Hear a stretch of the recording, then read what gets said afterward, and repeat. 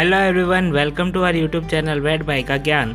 आज जो है हम वेटनरी फिजियोलॉजी की डिफाइंस के बारे में बात करने जा रहे हैं और उसके अंदर जो हम टॉपिक आज कवर करेंगे ब्लड एंड कार्डियोवैस्कुलर सिस्टम।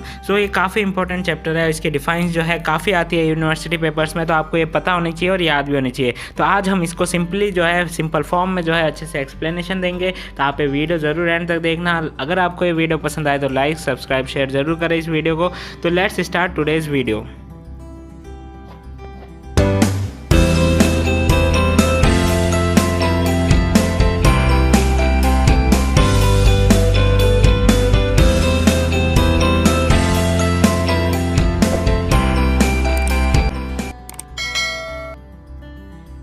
हम बात करने जा रहे हैं सबसे फर्स्ट डेफिनेशन जो है वो डिफ्यूजन की। तो डिफ्यूजन क्या है? Simple diffusion refers to the random movement of molecules. ठीक है, जो मॉलिक्यूल्स होता है ना उनका रैंडमली मूवमेंट होता है। कोई इस साइड जा सकता है, इस साइड जा सकता है, इस साइड जा सकता है, रैंडम मूवमेंट होता है। ठीक है, ऑफ आयंस या फिर suspended colloidal particles under the influence of Brownian या थर्मल मोशन।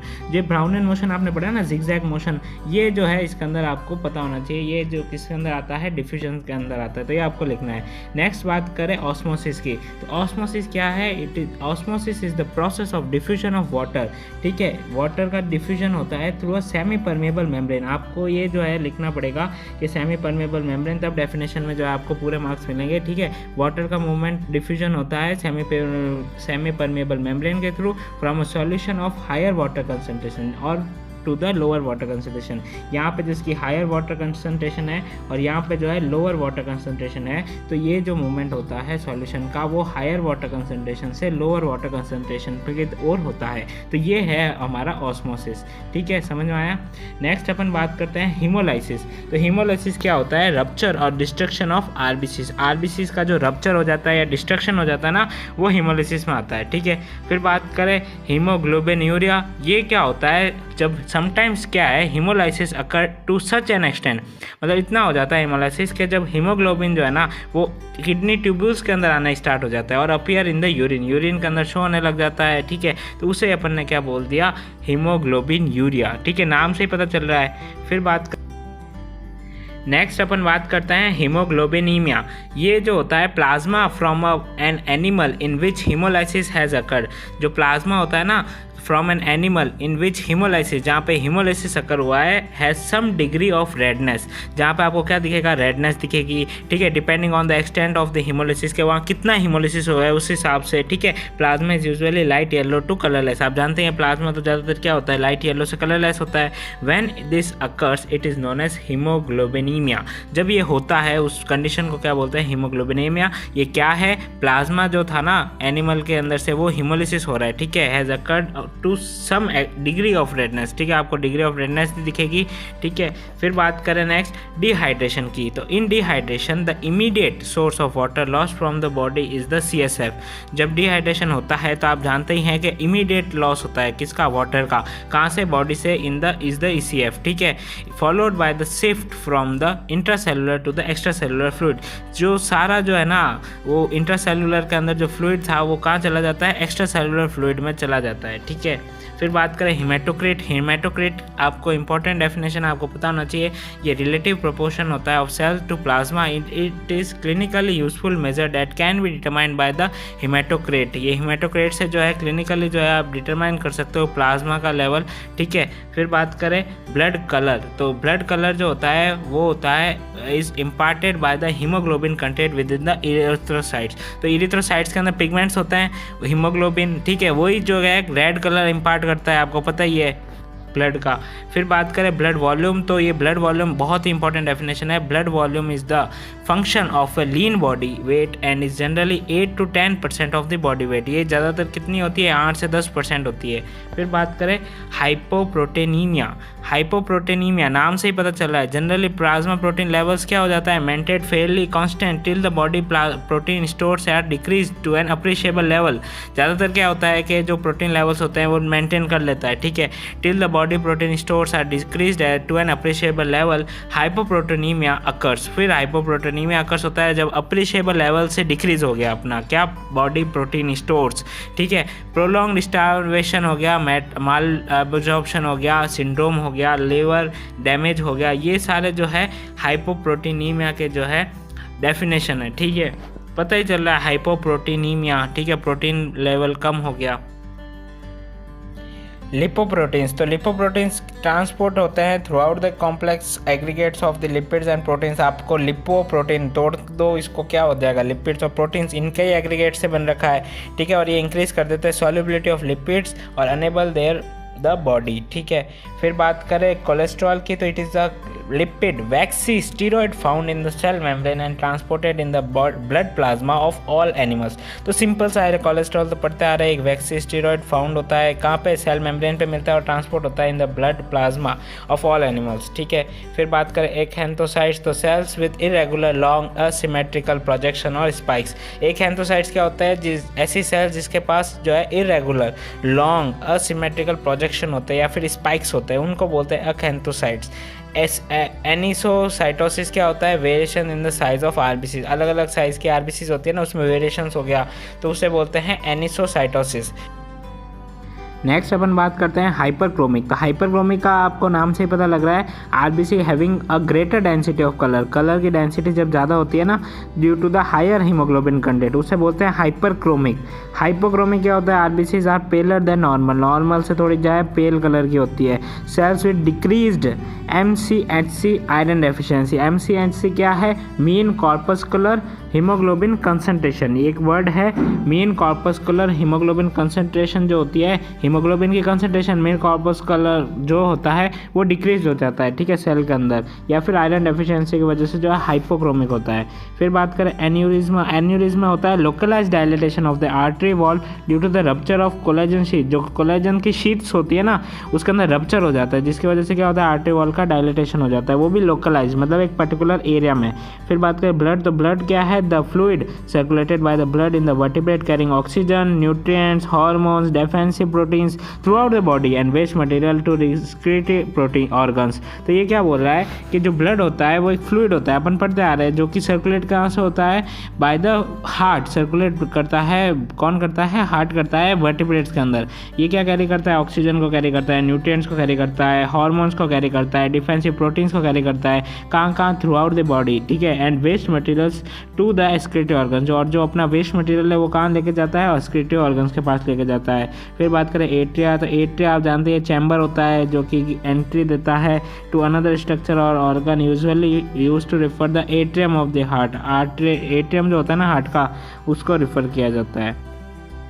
फिर बात करें इरिथ्रोसाइट्स, ये दूसरा क्या नाम है इसका, आरबीसी। आरबीसी का दूसरा नाम साइंटिफिक नेम क्या है, इरिथ्रोसाइट्स। तो ये जो होता है इसका मेन फंक्शन क्या होता है, ट्रांसपोर्ट करना oxygen to the tissues. Haemoglobin is the O2 carrying segment of the erythrocytes formed by the developing erythrocytes in the bone marrow. ये किससे फॉर्म होता है, डेवलपिंग इरिथ्रोसाइट्स कहाँ बनती है, बोन मैरो के अंदर बनती है। ठीक है, complex protein compose of 4 haem group. इसके पास क्या होता है, 4 तो अपने हीम ग्रुप हो गए और 4 क्या होता है ग्लोबिन पॉलीपेप्टाइड चेन हो गई, प्लस सेवरल 100 अमीनो एसिड्स। ठीक है, सेवरल 100 अमीनो एसिड्स जो है इसके पास होता है। फिर बात करें ल्यूकोसाइट्स, तो ल्यूकोसाइट्स की बात करें WBC का साइंटिफिक नेम है। फंक्शन जो होता है in the bodies defence against invading micro organisms. जो अपने माइक्रो ऑर्गेनिजम्स होते हैं ना वो जब इन्वेड करता है मतलब आते हैं अपने अंदर, ठीक है, उसके अगेंस्ट जो होता है ना फॉरेन मैटर या कोई आ गया अपने बॉडी के अंदर, तो उसके अगेंस्ट भी अपना क्या है डिफेंस मैकेनिज्म होता है, डिफेंस बॉडीज होती है, उसे अपन बोलते हैं ल्यूकोसाइट्स या फिर WBC।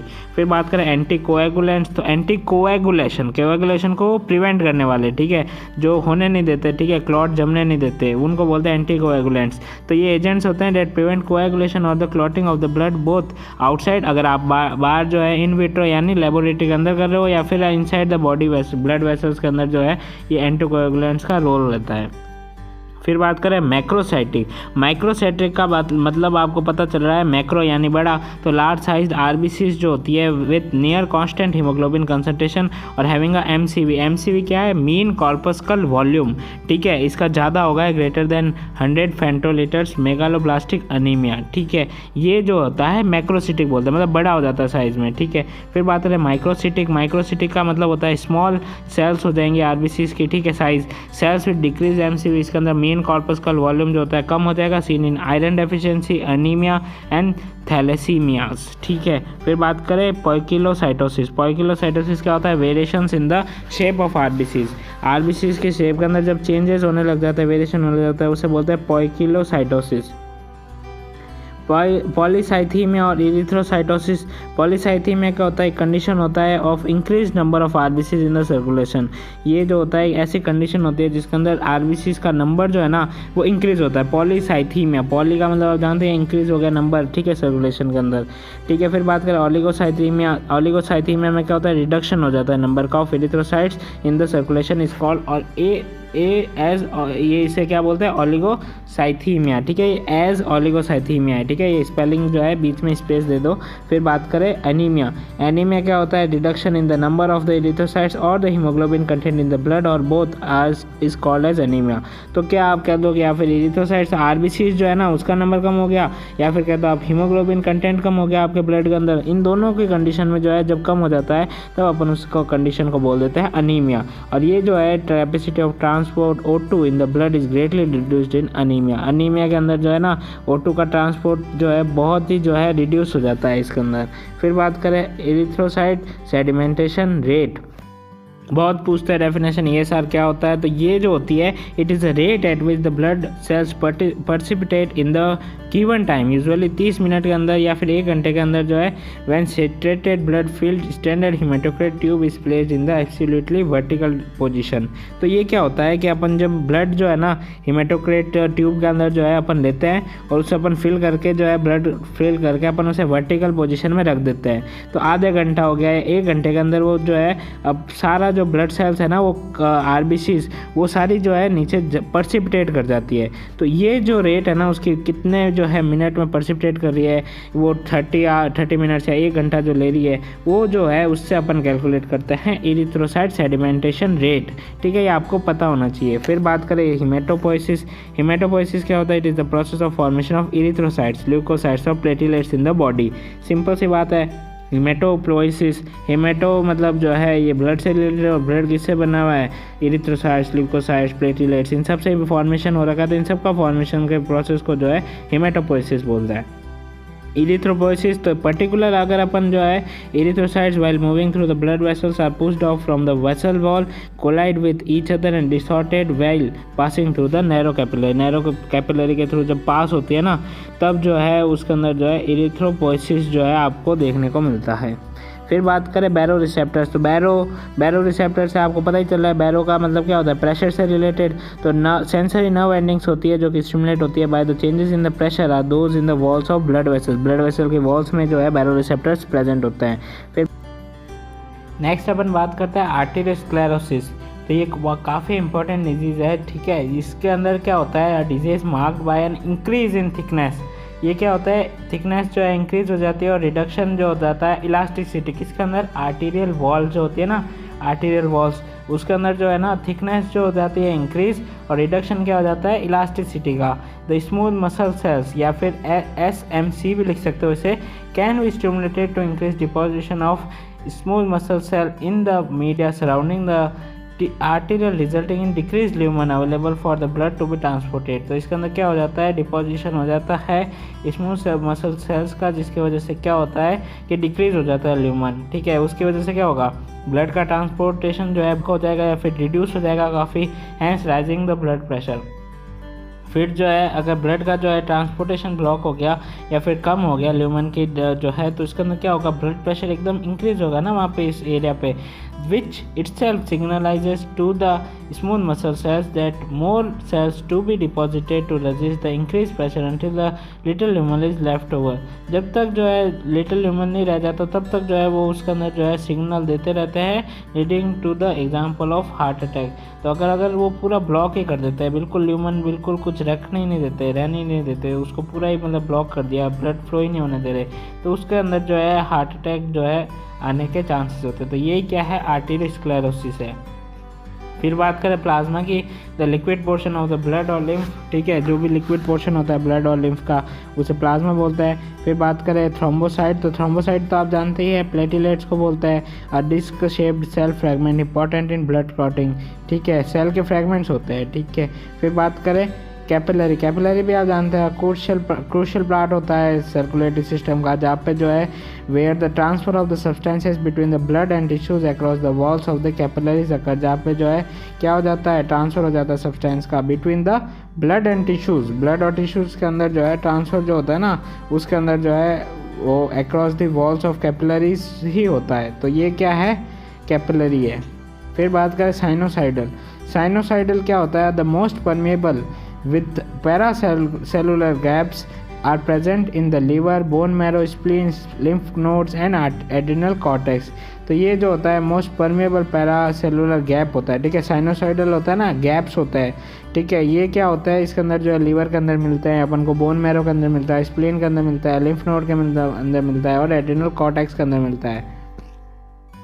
सर्कुलेटरी सिस्टम क्या होता है, सर्कुलेटरी सिस्टम क्या होता है, an organ system generally consist of heart, blood vessel की बात हो गई, blood transport substance around the body of the an animal, ठीक है। ये सब सर्कुलेटरी सिस्टम का जो है डेफिनेशन है। फिर बात करें पल्मोनरी सर्कुलेटरी सिस्टम, तो ये जो होता है the blood vessel system that carry oxygen poor जो है blood from the heart to the lungs, मतलब ये सिंपल है, ऑक्सीजन पुअर ब्लड ले जाती है, ठीक है, और हार्ट से लंग की तरफ, और जो एक्सचेंज करती है, ठीक है, और कैरी करती है oxygen rich blood back to the heart, मतलब ये जो है इसमें उल्टा काम होता है। इसमें पल्मोनरी आर्टरी की बात करें तो ये क्या ले जाती है, डीऑक्सीजनेटेड ब्लड ले जाती है किसके पास, लंग्स के पास, और वहाँ से जो है ऑक्सीजनेटेड होकर पल्मोनरी वेन के थ्रू किधर आता है, हार्ट के अंदर आता है। तो ये आपको सिस्टम पता होना चाहिए। फिर बात करें सिस्टमिक सर्कुलेटरी सिस्टम, तो ये जो होता है कि ये जो ऑक्सीजन रिच ब्लड है ना, वो हार्ट से तो ले जाती है, ठीक है, ब्लड वेसल्स, और कहाँ का पूरे बॉडी में है ना, वो पूरा सर्कुलेशन करती है और रिटर्न क्या लाती है वापस, oxygen poor blood to the heart, ठीक। ईडिमा क्या होता है, ईडिमा इंपॉर्टेंट डेफिनेशन है, ये रिटेंशन होता है of interstitial fluid in organs और टिश्यूज। जब आप जानते हैं एक्सेस फ्लूइड हो जाता है ना, access fluid is not carried away from the lymphatic system, ज़्यादातर जो है एक्सेस फ्लूइड जो है नहीं कैरी कर पाता लिम्फेटिक सिस्टम, तो balance between the hydrostatic and colloidal osmotic pressures in the capillary bed is upset. तो क्या हो जाता है, हाइड्रोस्टैटिक और कोलॉइडल ऑस्मोटिक प्रेशर जो होता है कैपिलरी बेड का वो अपसेट हो जाता है। तो ये जो होता है रिटेंशन हो जाता है किधर, इंटरस्टिशियल फ्लूइड का ऑर्गन्स और टिश्यूज़ के अंदर। फिर बात करें फाइब्रोब्लास्ट, तो ये टाइप ऑफ कनेक्टिव टिश्यू, ये क्या है, कनेक्टिव टिश्यू सेल्स का टाइप है कौन, फाइब्रोब्लास्ट, जो कि found in almost all the vertebrate organ, जो भी सारे वर्टिब्रेट ऑर्गन है उनमें समय मिलता है, that secretes collagen and other components of the extracellular matrix, it migrates and proliferates during the wound healing and in the tissue culture. ये ज़्यादातर क्या होता है, माइग्रेट कर जाता है या फिर प्रोलिफरेट कर जाता है, मतलब ग्रोथ हो जाती है अच्छी ड्यूरिंग द वुंड हीलिंग हो गई, या फिर टिश्यू कल्चर की बात करें तो। फिर बात करें हार्ट, तो हार्ट की जो है in humans the heart consist of two separate pumps, दो सेपरेट पम्प्स होते हैं, एक तो राइट वाला जो कि ब्लड जो है पंप करता है through the lungs, and the left half pumps the blood to the peripheral organs, और लेफ्ट वाला किसके लिए करता है, पेरिफेरल ऑर्गन्स के लिए करता है। Each of this two separate hearts is pulsatile, ठीक है, पल्सेटाइल होता है, टू चैम्बर्ड पंप होता है compose of an atrium and an ventricle. फिर बात करें एट्रियम की, तो एट्रियम जो होता है chamber of the heart that receives blood from the veins, जो सारे वेन्स से ब्लड लेता है एट्रियम, ठीक है, and the serve as a blood reservoir, एक तरह का ब्लड का रिजर्वायर है, ठीक है, इकट्ठा रहता है जहाँ पे। The right receiving deoxygenated blood from the body and the left receiving oxygenated blood from the lungs। तो राइट वाला तो क्या करता है, डीऑक्सीजनेटेड लेता है, जो पूरी बॉडी से आ रखा है उससे वही ड्रेन होता है, और लेफ्ट वाला एटीएम जो है ना वो जो रिसीव करता है ऑक्सीजनेटेड वाला, वो कहाँ से आ रहा है, लंग से आ रहा है, और कौन ला रहा है, पल्मोनरी वेन ला रही है, ठीक है। फिर बात करें नोड, नोड क्या होता है, the two groups of specialised cardiac fibres, nodal fibres कहते हैं, जो कि स्टिमुलेट करते हैं और इंटीग्रेट करते हैं हार्ट बीट को, वो से बोलते हैं नोड। आप जानते हैं एएसए नोड होता है, एक एवी नोड होता है, ठीक है। वेंट्रिकल्स, तो वेंट्रिकल्स क्या है, अपन अभी एटीएम पढ़े तो वेंट्रिकल्स भी जानते ही हैं आप, तो वेंट्रिकल्स इज द सप्लाई, ये क्या सप्लाई करता है, मेन सोर्स, ठीक है, supply is the main source, क्या क्या सप्लाई करता है, that propels the blood through either the pulmonary और the peripheral muscular organ that pumps the blood through vessels. तो ये क्या करता है कि प्रोपेल करता है कि ताकि ब्लड जो है ना वो जिसकी राइट वाला है तो राइट वाला जो है वो किसको पंप करेगा, पल्मोनरी जो है उसको, पल्मोनरी आर्टरी को पंप करेगा ताकि वो लंग्स की तरफ ले जाए, और जो लेफ्ट वाला है वो बॉडी को जो है पंप करेगा ताकि वेसल्स के अंदर जो है उसके थ्रू जो है बॉडी में ब्लड पहुंच जाए। तो ये वेंट्रिकल्स का जो है डेफिनेशन हुई। फिर बात करें पेरिकार्डियम, तो ये एक सीरस मेम्ब्रेन होती है that envelopes the heart and secrets fluid. जो पेरिकार्डियम, कार्डियम से लग रहा है, ठीक है, हार्ट से रिलेटेड है, तो ये ऐसी हुई सीरस मेम्ब्रेन है जो कि एनवलप करती है हार्ट को, और ये सीक्रेट क्या करती है, फ्लूइड, जो कि लुब्रिकेट करता है the surface that touches the surrounding structures to prevent damage, that is the connective tissue sacs that encloses the heart, ठीक है। फिर बात करें कार्डियक साइकिल, ये मोस्ट इंपॉर्टेंट डेफिनेशन है, the most two important components of the left ventricle diagram are the diastolic and systolic pressure, these two curves are volume pressure curves. तो cardiac cycle जो होती है ना, ये जो होती है अपने 8 जो है इसके अंदर फेजेस होती है वो आपको लिखनी होती है, और इसका डिटेल जो है आपको हमारे जो है यूनिवर्सिटी पेपर जो हमने सॉल्व किया है उसके अंदर आपको मिल जाएगा। अब उधर जो है कार्डियक साइकिल को अच्छे से रीड आउट करना, वहाँ पे जो है आपको जो है इसमें बताया जाएगा कि कितने फेजेस होती है, क्या होता है, ये सारा सिस्टम जो है हमने जो है अपने यूनिवर्सिटी पेपर्स में डाल रखा है, ठीक है।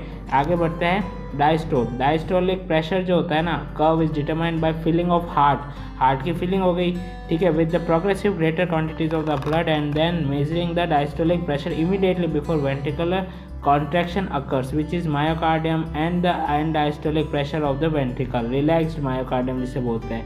मतलब इसमें क्या होता है कि फीलिंग होती है हार्ट की, और एकदम बिल्कुल मतलब ग्रेटर क्वांटिटीज ऑफ ब्लड जो है वो आता रहता है, एंटर करता रहता है, ठीक है, इसमें मतलब रेस्ट करता है, ठीक है, वो इस प्रेशर के अंदर। फिर बात करें सिस्टोलिक, इसके अंदर क्या होता है, it is determined by preventing any outflow of the blood from the heart and measuring the maximum systolic pressure that is achieved during the ventricular contraction। इसमें क्या होता है, कॉन्ट्रैक्शन के टाइम जितना प्रेशर वो सिस्टोलिक प्रेशर जो है generate कर सकता है, अचीव होता है, उसे सिस्टोलिक बोलते हैं।